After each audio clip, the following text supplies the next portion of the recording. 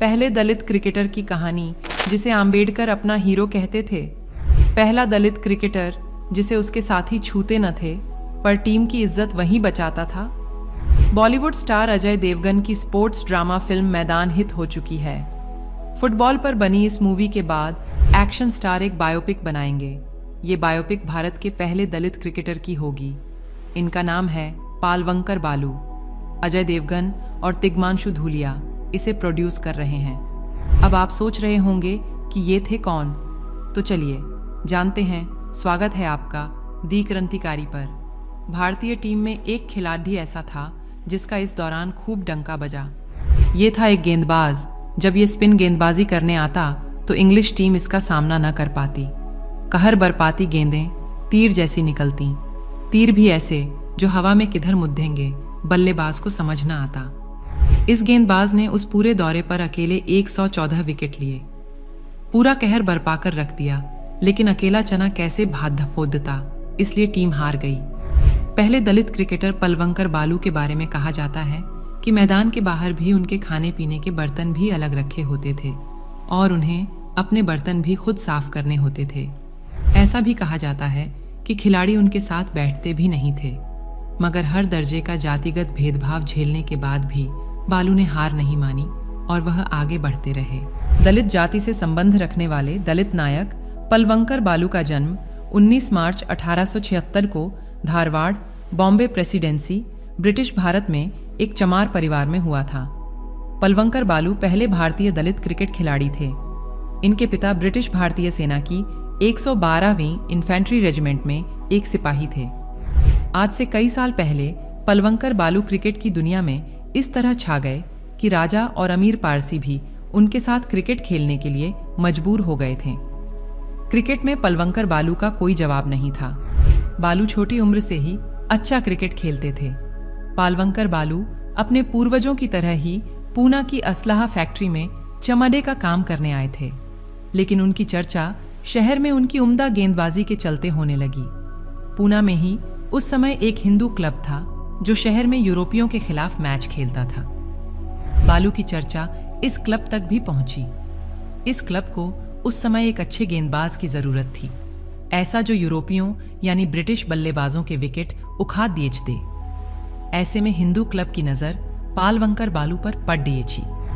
लेकिन बालू तो एक दलित थे और हिंदू क्लब की टीम में थे ऊंची जाति के लोग। अब ऐसे में एक दलित के साथ कैसे खेला जाए, सवाल ये था। और इस सवाल पर हिंदू क्रिकेट क्लब दो गुटों में बंट गया। इतिहासकार रामचंद्र गुहा लिखते हैं, हिंदू क्लब के कुछ तेलुगु सदस्य बालू को टीम में शामिल करने के पक्ष में थे, जबकि कुछ स्थानीय मराठी भाषी ब्राह्मण इसके सख्त खिलाफ थे। ऐसे में ब्रिटिश खेमे के जे.जी. ग्रेग इस लड़ाई में कूद गए।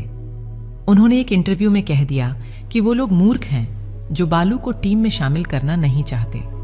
अखबारों में आए दिन इस पर खबरें छपती। देखते ही देखते मुद्दा काफी चर्चा में आ गया। आखिरकार पालवंकर बालू को अगली गर्मी में होने वाले टूर्नामेंट में हिंदू क्लब की टीम में शामिल कर लिया गया। बालू को टीम में शामिल तो किया गया था, लेकिन उनके साथ व्यवहार बहुत गलत हो रहा था। मैदान पर सभी खिलाड़ी उसी गेंद को छूते जिसे बालू छूते, लेकिन मैदान के बाहर ऊंची जाति के खिलाड़ी उनके साथ छुआछूत के धार्मिक रिवाजों का पालन करते। चाय विश्राम यानी टी टाइम के समय बालू को पवेलियन के बाहर मिट्टी के एक कुल्हड़ में चाय दी जाती, जबकि बाकी खिलाड़ी पवेलियन में बैठक चीनी मिट्टी के कपों में चाय का आनंद लेते। अगर ग्राउंड पर बालू को हाथ मुंह धोना होता तो एक अछूत नौकर केतली में पानी ले जाकर एक कोने में उनके हाथ मुंह धुलवाता।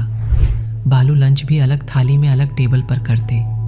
भले ही टीम में बालू को इस तरह से पिछड़ा दिखाया जाता हो, लेकिन वो खेल में सबसे अव्वल और सबसे ऊंचे थे।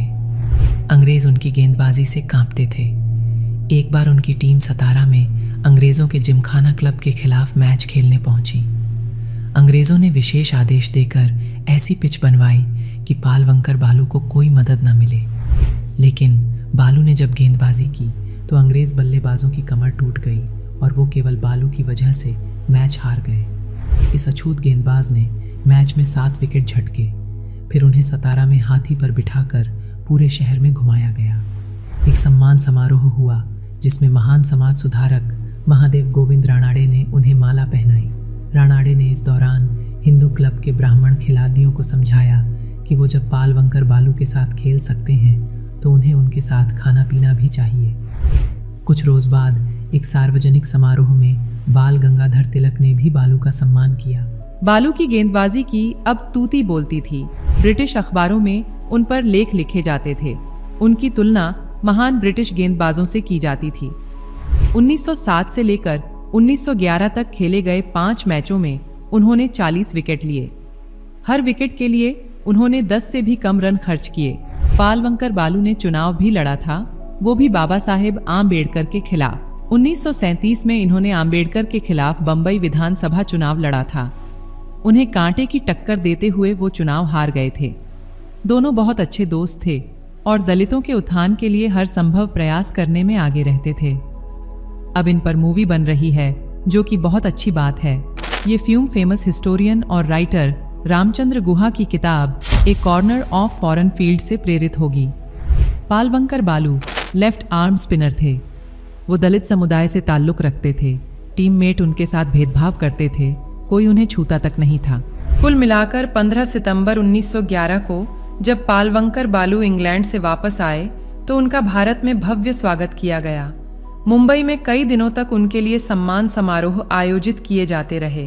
अब तक क्रिकेट के मैदान पर अपने असाधारण प्रदर्शन से बालू अनगिनत अछूतों के नायक और उनकी प्रेरणा बन चुके थे।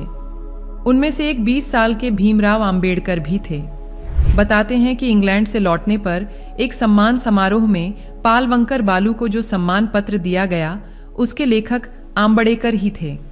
उम्मीद है इस फिल्म में ये सारी चीज़ें दिखाई जाएंगी। बाकी ये वीडियो आपको कैसा लगा कमेंट में बताएं। जय हिंद।